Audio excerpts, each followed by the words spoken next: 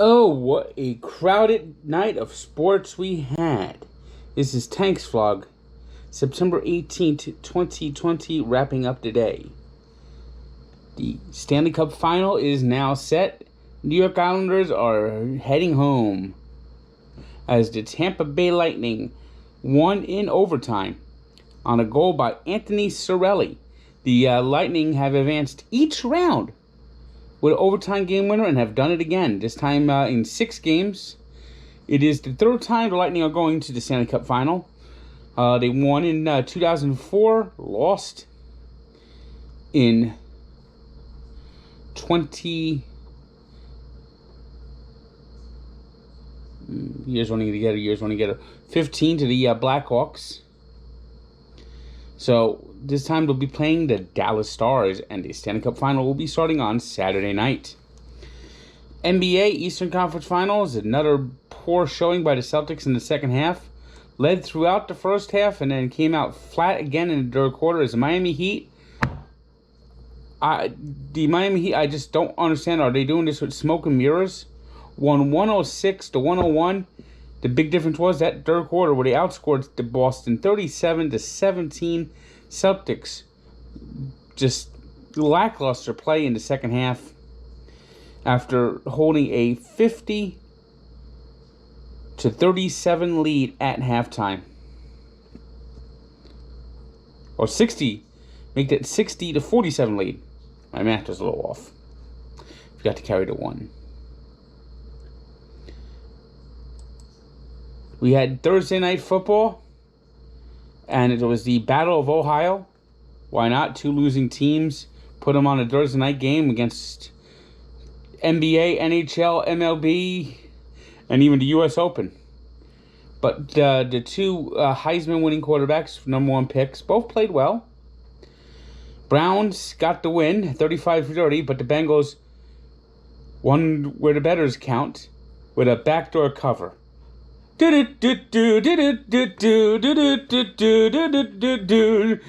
is a backdoor cover. You lost the game, it's quite a shame.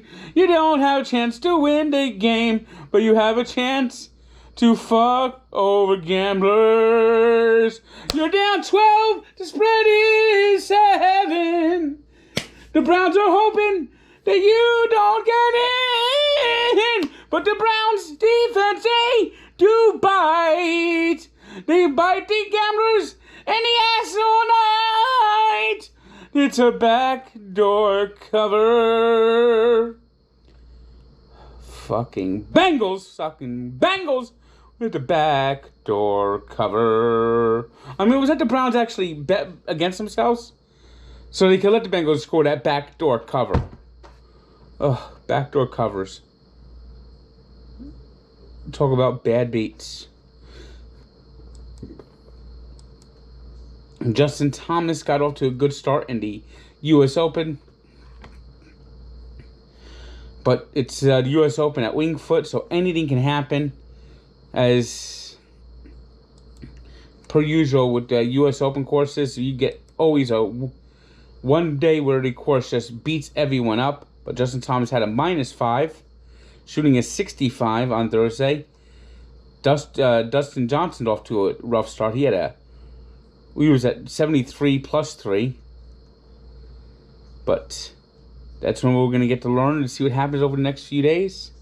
And of course, Saturday, moving day, will tell the story of what will be going on heading into Sunday.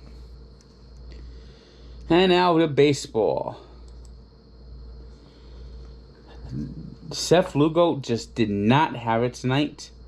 Gave up 3 home runs in a row as the Mets scored 3 runs in the first. The Phillies end up taking a 6-3 lead. Looks like a long night for the Mets, but the bullpen came through, had a great game. Allowed the Mets to come back against the Phillies, just gasoline alley out there. Big shot was Brandon Nimmo, who had a game-tying triple and put them up with a home run in the 9th. Edwin Diaz came on in the 9th. 3rd game in a row, and this is where the Mets are just so fucking clueless. Not in today's situation. 10-6 lead.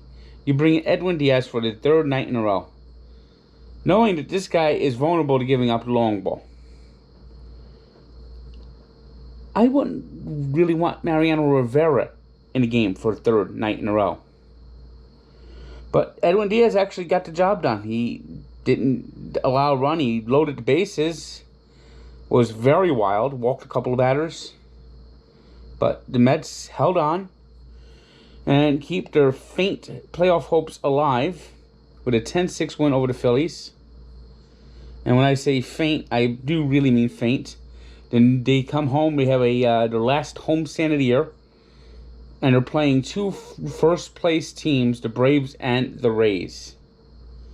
I mean, anything less than 3-3 in these 6 games, and there's no shot. Anything less. I mean, 3-3 may not be enough. I mean, seriously, it's the nitty-gritty now. They're going to need help from the Phillies and Marlins losing. And they beat the Phillies today, so that helped. The Marlins were beaten by the Red Sox today, 5-3, so that helps. So whoever plays the Marlins and Phillies are the two teams the Mets need to root for the most. So the Mets can somehow maybe slip into that second place automatic playoff berth.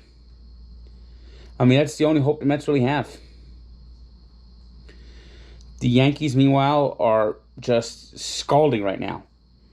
5 home runs in 1 inning. They've hit 19 home runs in a 3-game stretch. 8-game winning streak. Bashing the Blue Jays. They're looking like they're getting healthy. They're getting their swing, and they could be dangerous as they beat the Blue Jays today 10-7. Now, got a good 2-game lead for that second place spot. And the Rays are still on the horizon. Maybe probably won't catch the Rays, but they're certainly right there. And the playoffs are getting closer for the Yankees. And if they're healthy and in the playoffs, they could be dangerous. White Sox, meanwhile, are in the playoffs for the first time since 2008, beating the Twins 4-3. It was the Angels 7-3 over the Diamondbacks. The Giants over the Mariners 6-4. In a doubleheader, the Rays won both ends, beating the Orioles 3-1 in Game 1, and rallying to win Game 2 10-6. So the Orioles were basically DOA the rest of the way. It was the Pirates 5-1 winners over the Cardinals, and by the way, the Rays do clinch a playoff berth. It was the Indians 10-3 winners over the Tigers. Pirates beat the Cardinals 5-1. Astros over the Rangers 2-1. And the Dodgers 9-3 winners over the Rockies. So we head to the penultimate weekend in baseball. Seems like the season just began. I mean, what a fucked up year this is. See, even though it's better than nothing, baseball is meant to be a marathon, a 162-game marathon. And let's hope that we never have a season like this again.